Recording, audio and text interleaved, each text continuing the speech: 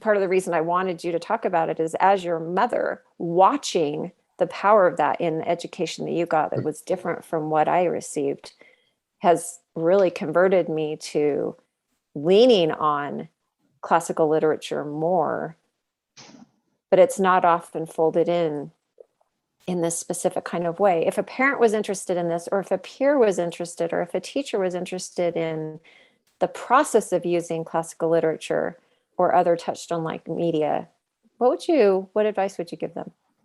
That's another really good question. So back to that class, that was actually one of our assignments, basically, throughout the course of the semester, was we were to find a touchstone, where we actually started with a list of what are deemed as classical literature. Of course, there's all sorts of opinions. There are debates about that, sure. Debates about that, but there's a good, I'd say, 100 to 150 books that are very consistently labeled as classical by, I'd say, a majority of people.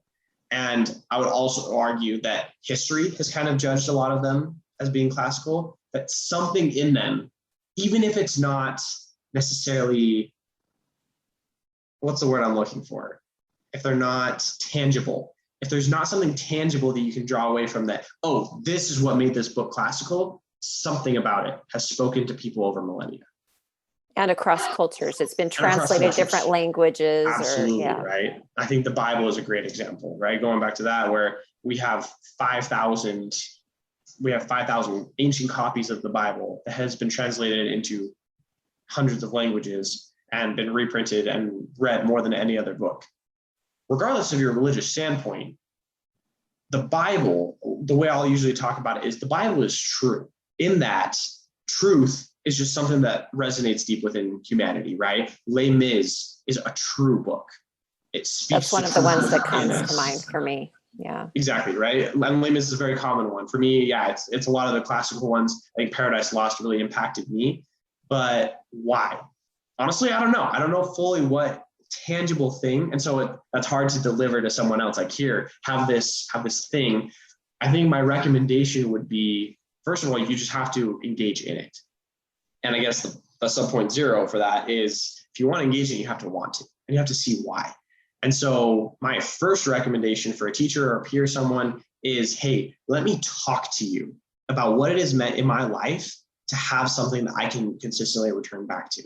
Because I'm growing up in an age where I have 4 different social media platforms. I have literally dozens of communication methods at my disposal that I use on a regular basis. I was counting it up the other day. I think I have, on a regular day, I will use 9 or 10 different communication platforms. Wow.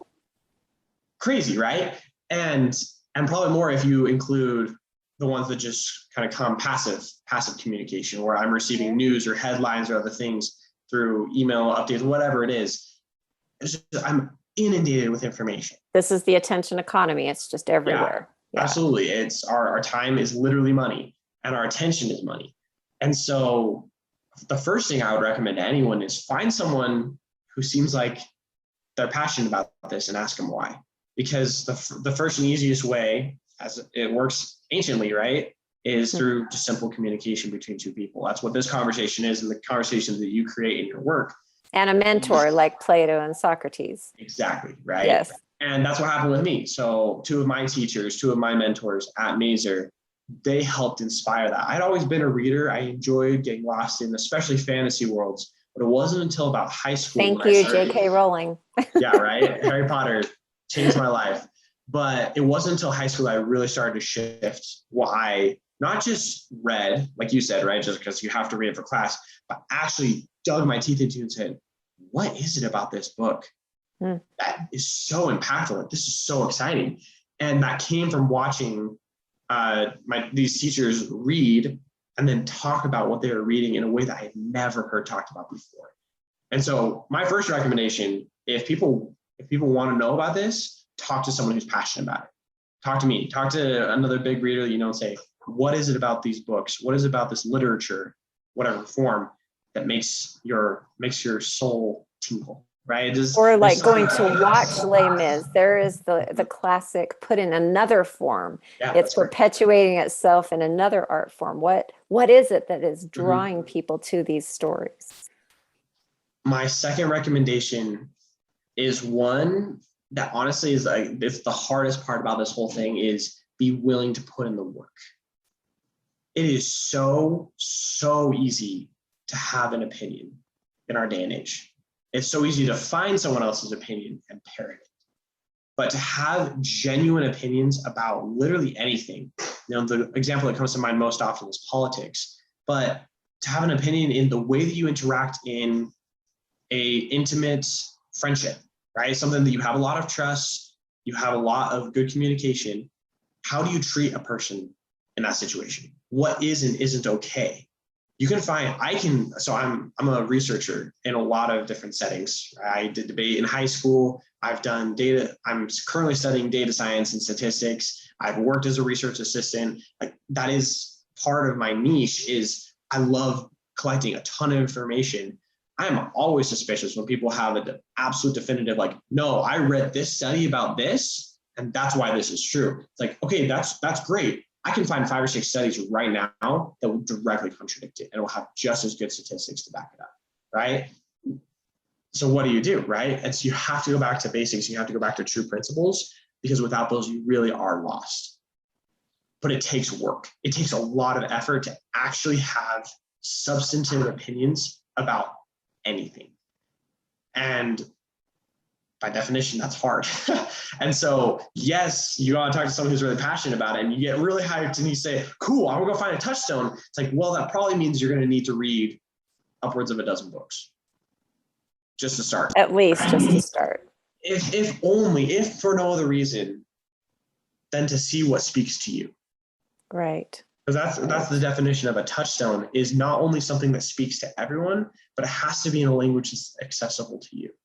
I can think of several examples of books that we've both read where we've kind of selected different paths. I'm thinking right now of C. Terry Warner versus Brene Brown, are 2 authors that we've talked about, where Brene Brown is like, I enjoy her material. I think she has cool ideas, but her language just doesn't speak to me as much. Whereas C. Terry Warner talks about a lot of really similar topics, but I just get him. Right? We find the language that we can understand. Yes. But you take a step back and you say, okay, what are Brene Brown and C. Terry Warner talking about? Well, they're talking about how to interact with human beings in right relationship, right? The first thing I'm thinking of the Iliad. I'm thinking of how, that's what I think of, right? I'm thinking of how Achilles interacts with all of his different counterparts in the war as the man, as the masculine, mostest, bestest, all the superlatives. How does he interact with people who are subordinate to him, right? How does Penelope interact with her suitors, her supposed enemies, while still following her cultural mandates for hospitality, right? There's so many complicated relationship things in there that start translating over. Then you get into, later into Paradise Lost, you go later into Les Mis, you get more recently into, one of mine, Ender's Game. These are all talking about human relationships. And then we finally arrive at a C. Terry Warner or a Brene Brown or Jordan Peterson, where they're talking about principles of human interaction. It's not coming from nowhere. It's following a very similar, almost identical human interaction archetype that always existed. And so it's just not something you can dismiss. You can't just dismiss it out of hand. Can I interject something in there that, and you can tell me if you agree with this, but as you bring up a C. Terry Warner or a Brene Brown, before even talking about relationships with others, they're talking about integrity within yourself. That in order to have relationships that are in integrity with others, you have to know what your core is and live true to it.